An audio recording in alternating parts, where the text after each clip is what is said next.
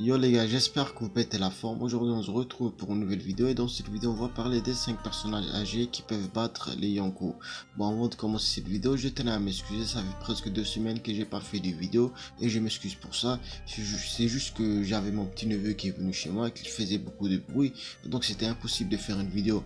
Bon, ceci dit, n'oubliez pas de laisser un like et de surtout partager la vidéo si elle vous a plu, et comme ça la chaîne va s'agrandir. Allez, let's go.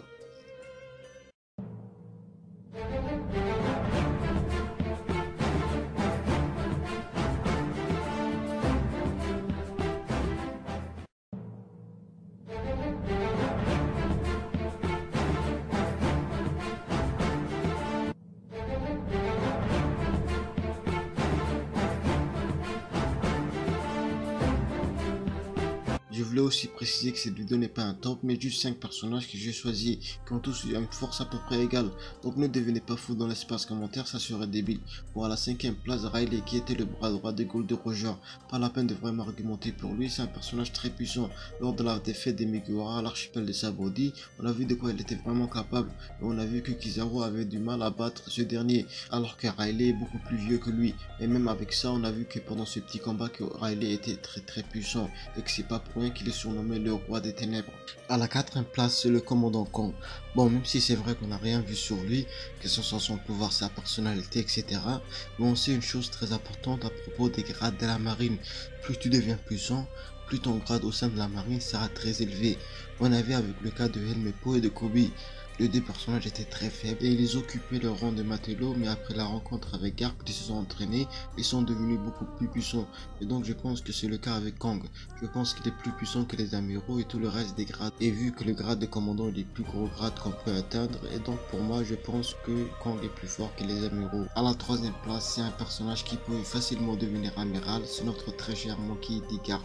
Garp a refusé toutes les promotions qu'on lui a proposées et il a préféré rester à son poste de vice-amiral, avant de bien sûr prendre sa retraite. Donc on peut dire que Garp est une exception et que c'est le seul vice-amiral qui peut arriver à la cheville des Yonko.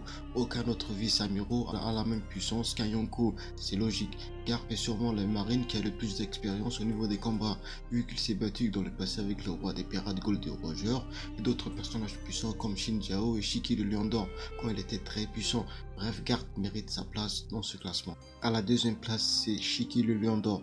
Shiki le Lion d'Or était un personnage très puissant, tellement puissant qu'il était le rival direct de Goldie Roger, le roi des pirates, donc bien sûr il mérite sa place dans ce classement.